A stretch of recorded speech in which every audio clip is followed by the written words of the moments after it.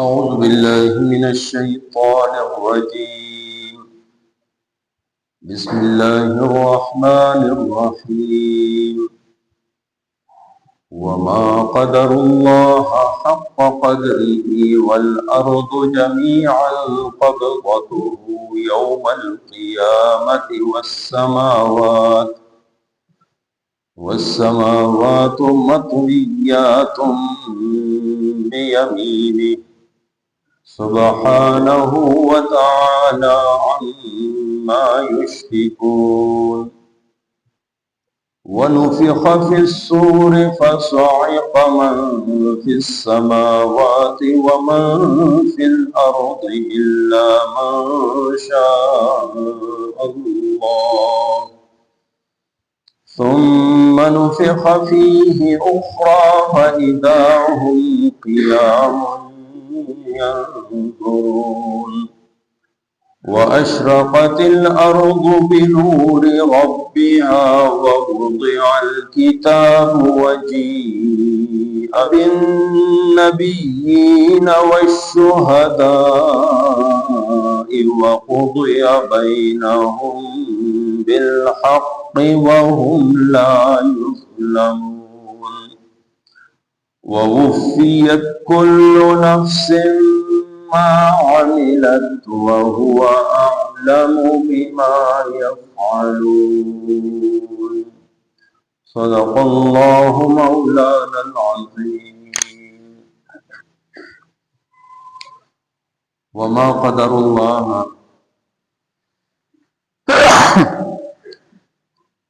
الحمدلله او قدر اونکړه دوی د الله حق قدره لکه چې حق دې د قدر. والارض او د ازمکه جميعا ټول به قبضته د په موټي کې وي یوم القیامت ورځ د قیامت. والسماوات او اسمانونه به مطویات راغون غختشي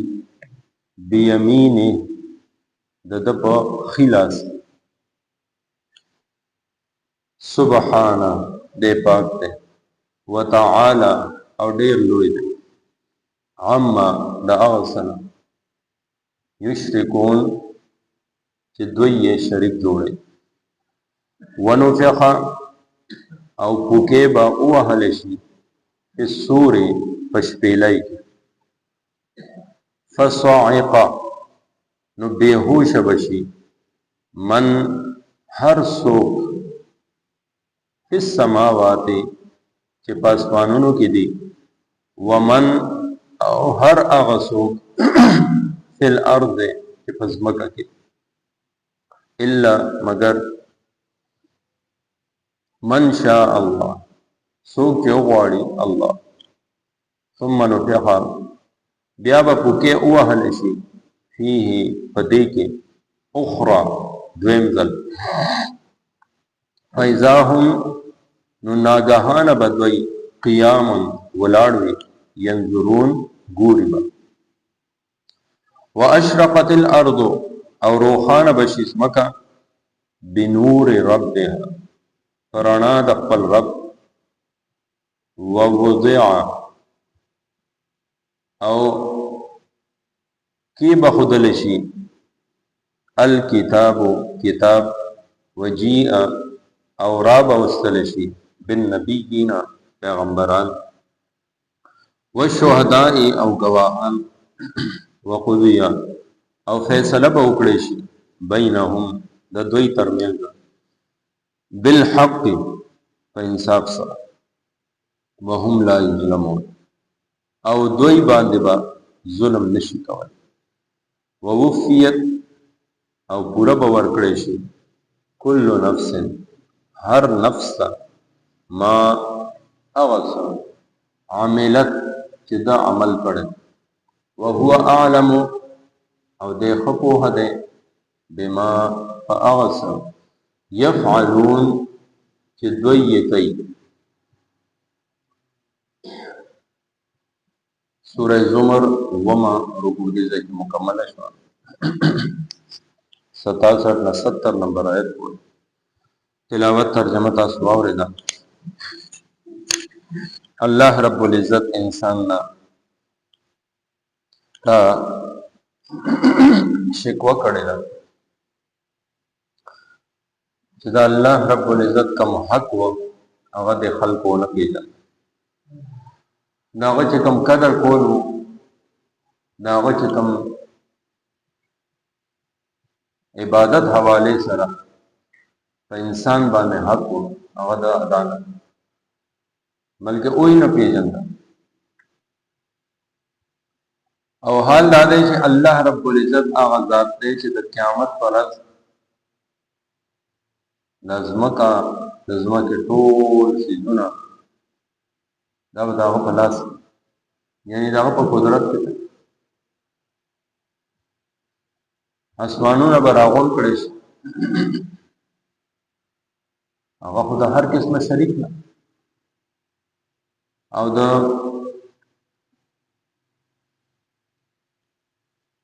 هر سیز نه پاک دی او ډېر اوچت د هغه څیزونو نه چې دی یې شریک جوړوي. یعنې په کار خو دا وه د شاته چې کوم د مشرکینو د کفارو د منکرینو خبره تېره شوه چې هغوی له خو په کار دا و چې د الله رب العزت عبادت کې هغوی مستعد و. د الله رب العزت چې کوم پیغمبران راغلی و پیغمبران راغلي د هغوی مرسته دی کړې وه، هغوی یې ایمان راوړی، هغوی داسې نه. نو بیا دې د هغې ورځې دپاره تیار شي چې کومه ورځ باندې هر څه به د الله په قدرت بادشاه به هغوی بادشاه خو دلته هم هغه دی خو د هغه بادشاهي به هلته کې ښکاره شي، هلته کې ظاهره به شي او میدان حشر به ولګي. میدان حشر کې ټول خلک راجمع کړي شي، خو د هغوی نه مخکې به هوکې ووهلی شي په شپې کې. یعنې هغه یو اواز چې اسرافیل علیه السلام ووایي هغې لومبي اواز سره نفخه اوله هغې ته ویل شي لومبۍ پوکې، نو هغې سره به هر څه تس هر ژوندی شی به هغه به مړ شي، فصایقه هر څه به بېهوش شي. وقتي طور باندې به هغوی باندې مرګ راشي. من فی السماوات او من فی الارض، هغه انسانان دي،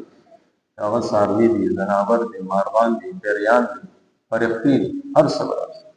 الا من شاء الله مگر څوک چې الله وغواړي. حضرت حسن بصري رحمت الله علیه وایي چې یو د الله ذات دی، یو د الله ذات به داسې چې هغه قائم او دائم، باقي د هغه نه علاوه هر څه به مړه شي. ثم نفخ فيه اخرى، بیا به دویم ځل په پوکې ووړي. دې دویم پوکې ته نفخه ثانیه وایي، یعنې دویم پوکې. فاذا هم قیام، بیا به ټول راپاڅي، کوم چې قبرونو کې دي هغه به هم راپاڅي. د ځناور د بدن حصه جوړ شو هلته نه به راپاڅي، د سمندر د ویښ حصه هلته نه به راپاڅي، چې کم یو لاش کم یو بدن کم ځای ته رسېدلی هغه ځای نه به هغه راپاڅي. فاذا هم قیام ینظرون، وبدرېږي چارچاپېره به ګوري حیران پریشان، او بیا به دی وشړلی شي میدان حشر، میدان عرفات، هلته کې به حساب کتاب شروع شي. واشرقت الارض بنور ربها، دغه میدان د حشر چې دی دا به د رب نور سره رڼا سره روښانه شي. د الله رب العزت کرسی به هلته کې ولګي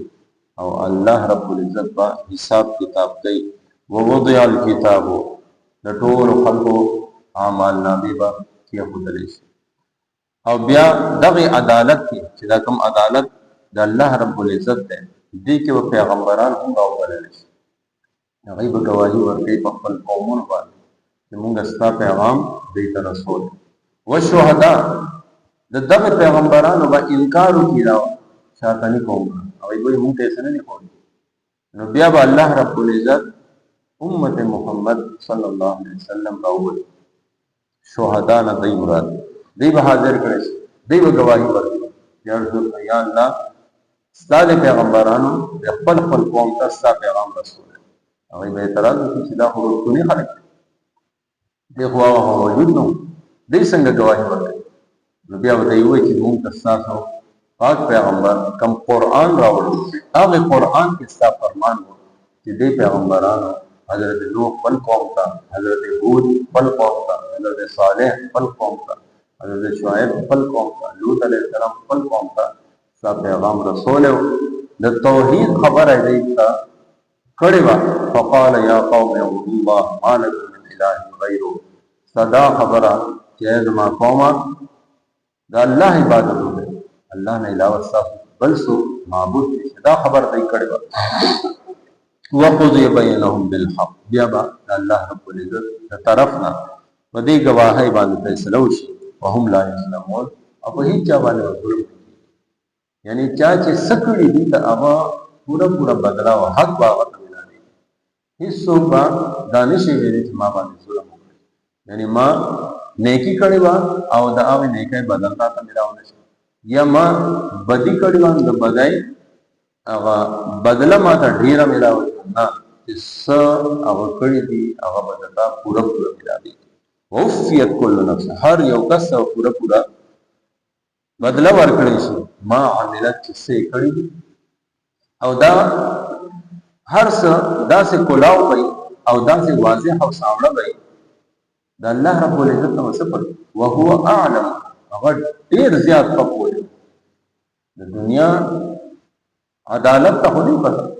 او چې گواهان څنګه گواہی ورکړي هغه باندې هغه فیصله وکړي هغه څنګه چې پیغمبر علیه السلام یې فرمایي چې تاسو کې دوه کسان راشي خپل جګړه راوړي او د یو حق داوو یو وایي چې دا زما دی بل وایي دا زما دی او هغه کې یو د جبې نتیز او هغه داسې خبره وکړي چې زه د هغه په حق کې فیصله وکړم او هغه حق د هغه وینا نو یاد ساتئ زما دغه فیصله کولو سره هم دا د هغه حق نه جوړي یعنی که یو وکیل ډیر تیز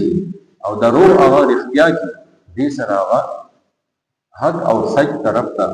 یا د هغه ملکیت طرف ته نه بلکې هغه د هغه لپاره هغه شان دي حرام نو نبی علیہ الصلوۃ والسلام ټول کې بهترین فیصله کوونکی بهترین جج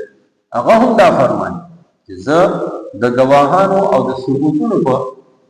موجودګۍ کې د فیصله وکړم دا هم کېدای چې هغه ثبوت غلط دی په دروغ جوړ کړی شي یا هغه گواهی د دروغ نو هغه فیصله نه باوجود هغه د هغه کس حق نشي کېدای وهو اعلم بما يفعلون والله رب العزت په هر څه باندې عالم د انسان د زړه په ارادي سره ارادي د انسان د زړه کې دن نسدي بلکې د دن نسل راغلي باغی باندې الله رب العزت خبردار يعلم السر وما سپټي هغه باندې هم واخفى او دا غیر هم بیا پټ انسان ته لاندې پتا هغه باندې هم خبردار دی نو الته کې څو دروغ نشي انکار اون کی دا غي انکار څخه فائدہ نشي نو الته کې با بالکل حق فیصله کیږي نو دا الله رب العزت د اختیار او د الله رب العزت دغه بادشاہي او د قیامت تذکرہ انسان ته وکړي دا سونه مخه ته روان دی وساتي دغه رز را روانه ده هر یو کس باندې کې وي هیڅ تقدیر نشي دا الله جهان دی دا الله زمکه دا الله دنیا ده الله رب العزت داسې طاقتونه او داسې فرښتې او داسې زور چې څوک داغه نه بچ کېدی شي نه تقدیر شي نو دغه حالات او کیفیت په خپل ذهن کې وساتئ ان شاء الله نیک عمل تباہ رہنمائی کی او د بد او تاسو ځان ساتئ الله تعالی دې عمل کولو توفیق راکړي وما قدر الله او دوی قدر اونکه د الله حق لك څنګه چې حق دې قدره د قدر والارض او داس مقام جميعا طولبا قبضته دد پموٹی کی وی یوم القیامت فورز د قیامت والسماوات او اسمان نبا مطویات ران غختے شوی بی بیمینی دد پخیلاس کے سبحانہو دے پاک دے وتعالی او ډیر لوی دی عما دا اوسنا یشرکون چې دوی شریک جوړي ونفخ او پوکې به وهل شي فی الصور پشپیلای کې فصعقا پس بیهوش بشي من هر اغسو فی السماوات چې په اسمانونو کې دي ومن او هر اغسو فی الارض چې په ځمکه کې دي الا من شاء الله مگر څوک چې غواړي الله ثم بیا با نفخا وکې وهل شي فيه پدې کې اخرى دویم زل فیدا هم پس ناگہان بدوئی قیام ولاڑ میں ینظرون گوری با واشرقت الارض او روحان بشیز مکا بنور ربها فراناد رب بل ووضع او کی بخدلشی الکتاب کتاب وجیہا او راب استلشی بالنبیین پیغمبران وشہدائی او گواہان وقضیا او فیصلہ باوکڑیشی بینہم ددوی ترمیانزا بالحق فانصاف سرا وهم لا یظلمون او پدوی بس ظلم نشی کولے ووفیت او پورا باور کڑیشی کلو نفس ہر تنتا ما اغسچے عاملت د عمل کردے وهو اعلم او دے خبوہ دے بما فاغس یفعلون کدوی کئی الحمدللہ رب العالمين